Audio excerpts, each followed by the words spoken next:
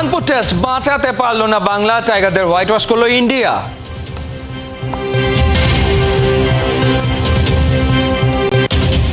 ওভারের হিসেবে 2 দিনও টিকতে পারেনি শান্তরা, হাতুরুর কাছে নেই পরিষ্কার কোনো ব্যাখ্যা।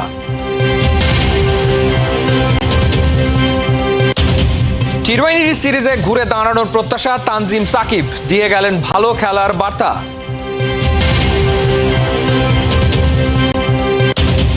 রাজনৈতিক পরিচয় ফেডারেশনে থাকার দিন শেষ হচ্ছে, সার্চ কমিটির যোগ্য সংগঠক খুঁজে।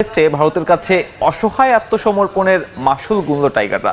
বাজে হারের পর আইসিসি বিশ্ব টেস্ট চ্যাম্পিয়নশিপ 2023-25 চক্রের পয়েন্ট তালিকার 7 নম্বরে নেমে গেছে বাংলাদেশ। টাইগারদের ব্যর্থতার সুযোগে পয়েন্ট টেবিলের 5-এ উঠে গেছে দক্ষিণ আফ্রিকা।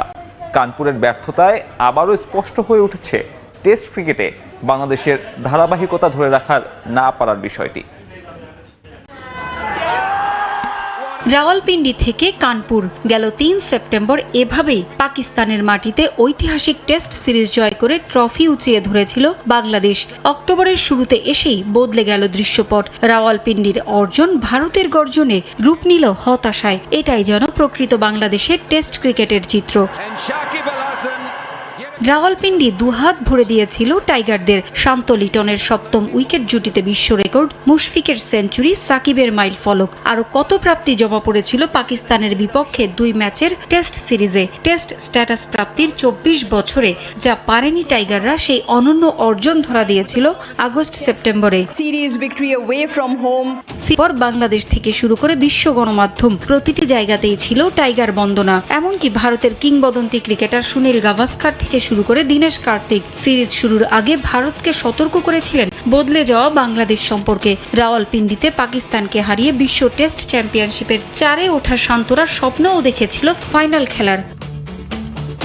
তবে 1 মাসের মধ্যেই স্বপ্ন ভেঙে ধূলিসাৎ বাংলাদেশের। কানপুর টেস্টের শেষ দিনে টিম ইন্ডিয়ার কাছে অসহায় আত্মসমর্পণের পর আইসিসি বিশ্ব টেস্ট চ্যাম্পিয়নশিপ 2023-25 চক্রের পয়েন্ট তালিকার 7-এ নেমে গেছে শান্তরা। 21 অক্টোবর থেকে ঢাকা ও চট্টগ্রামে বাংলাদেশ 2 ম্যাচের টেস্ট সিরিজ খেলবে দক্ষিণ আফ্রিকার বিপক্ষে। কানপুরে ভারতের কাছে বাংলাদেশের হেরে যাওয়ার পর বিশ্ব টেস্ট চ্যাম্পিয়নশিপের পয়েন্ট তালিকার 5-এ উঠে এসেছে প্রোটিয়ারা। বাংলাদেশের চেয়ে 2 ধাপ এগিয়ে থেকে আগামী 16 অক্টোবর ঢাকায় পা রাখবে দক্ষিণ আফ্রিকা।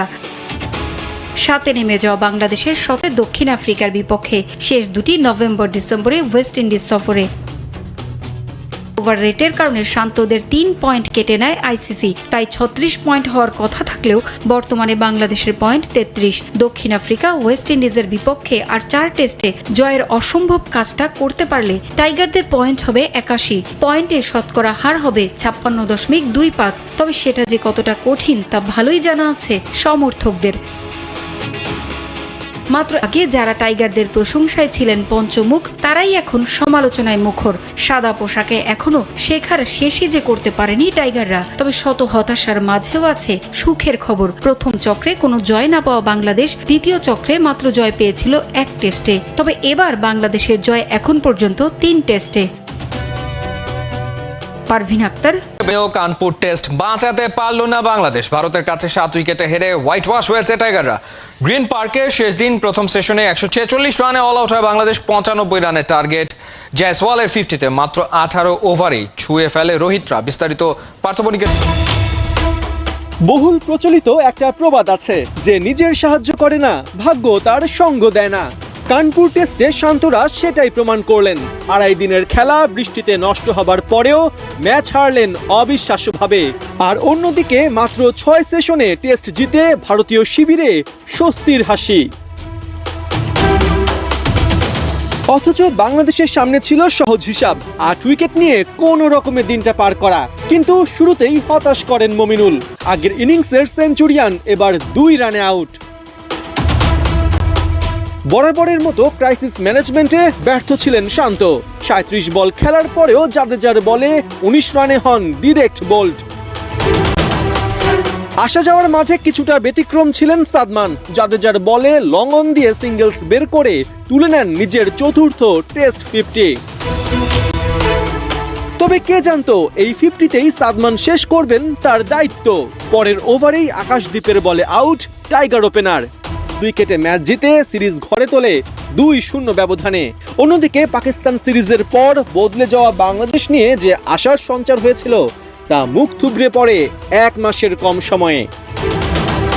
টাইগারদের টেস্ট খেলা কাল পর্দা উঠবে আইসিসি নারী টি-20 বিশ্বকাপের নবম আসরে, আর যেখানে উদ্বোধনী ম্যাচে বাংলাদেশের প্রতিপক্ষ থাকবে স্কটল্যান্ড। শারজায় বিকেল 4টায় শুরু হবে দুই দলের লড়াই। দিনের অপর ম্যাচে মুখোমুখি হবে পাকিস্তান এবং শ্রীলঙ্কার নারী দল। বিশ্বকাপের এবারের আসরের আয়োজক ছিল বাংলাদেশ, কিন্তু নিরাপত্তার অজুহাতে শেষ পর্যন্ত আরব আমিরাতে আসরের আয়োজন করেছে আইসিসি, যেখানে প্রথম ম্যাচে স্কটল্যান্ডের বিপক্ষে জয় দিয়ে আসর শুরুর লক্ষ্য নিগার জাহানাদের। আর স্কটল্যান্ডের বিপক্ষে সবশেষ 4 ম্যাচেই দাপটে জয় পেয়েছে টাইগ্রেসরা। সবশেষ প্রস্তুতি ম্যাচে পাকিস্তানের বিপক্ষে বড় জয়ে বেশ আত্মবিশ্বাসী তারা। 5 অক্টোবর নিজেদের দ্বিতীয় ম্যাচে শক্তিশালী ইংল্যান্ডের বিপক্ষে লড়বে বাংলাদেশ নারী দল। শেখালো ভারত। ওভারের হিসেবে শান্তরা টিম ইন্ডিয়ার সামনে 2 দিনও টিকতে পারেনি। হাতুরুর কাছে এমন হারের পরিষ্কার কোনো ব্যাখ্যা নেই। স্পটলাইটে থাকলেও সাকিব আলো কাটতে পারেননি। কষ্টের স্মৃতির সঙ্গী করেই কি তবে টেস্টকে বিদায় বললেন সাকিব? কানপুর থেকে নাইয়ান মিন জসিমের পাঠানো রিপোর্ট।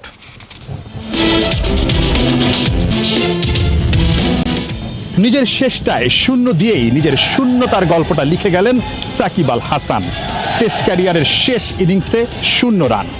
ঠিক কাকতালীয়ভাবে টি-20 ক্যারিয়ারে নিজের শেষ ম্যাচটাতেও আফগানিস্তানের বিপক্ষে করেছিলেন 0। নিজের শেষ টেস্টেও 0 হাতে ফিরছেন। বাংলাদেশ যেভাবে হেরেছে সেটা সাকিব আল হাসানের জন্য একেবারেই সুখকর কোনো স্মৃতি হয়ে থাকবে না।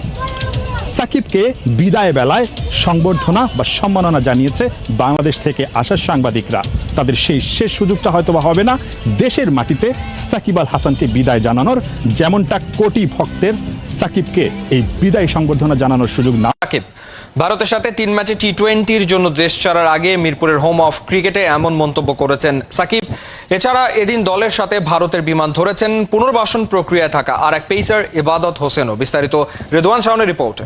ফিফার দেয়া নিষেধাজ্ঞার শাস্তি মেনে নিয়ে ক্ষমা চেয়েছেন আর্জেন্টিনার বিশ্বকাপ জয়ী অধিনায়ক এমিলিয়ানো মার্টিনেজ।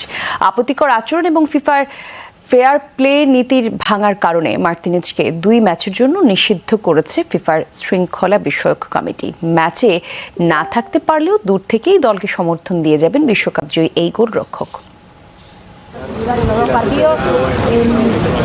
ফুটবলে এক অদ্ভুত চরিত্রের নাম এমিলিয়ানো মার্টিনেজ। সমর্থক ও সতীর্থের কাছে তিনি নায়ক, গোলপোস্টের অতন্দ্র প্রহরী, তেমনি প্রতিপক্ষের কাছে মূর্তিমান এক আতঙ্ক।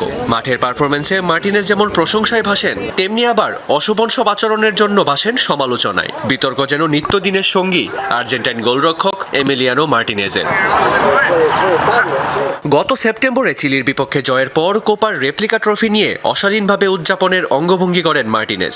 একই উদযাপন ছিল কাতার বিশ্বকাপ জয়ের পরও। সবশেষ বিশ্বকাপ বাছাইয়ের ম্যাচে কলম্বিয়ার বিপক্ষেও একই ঘটনা জন্ম দেন এই আর্জেন্টাইন। মেজাজ হারিয়ে আঘাত করে বসেন ক্যামেরায়, তবে এবার আর পার পাননি তিনি। এই 2 ঘটনায় আপত্তিকর আচরণ এবং ফেয়ার প্লে মৌলিক নীতি ভঙ্গের দায়ে মার্টিনেজকে 2 ম্যাচের নিষেধাজ্ঞা দেয় ফিফা। অবশ্য সেই শাস্তি মেনে নিয়ে ক্ষমাও চেয়েছেন বিশ্বকাপ জয়ী এই গোলরক্ষক। হাতে ছিল 2 উইকেট। স্বভাবত তার উইকেটটি পাকিস্তানের কাছে সব থেকে মূল্যবান ছিল।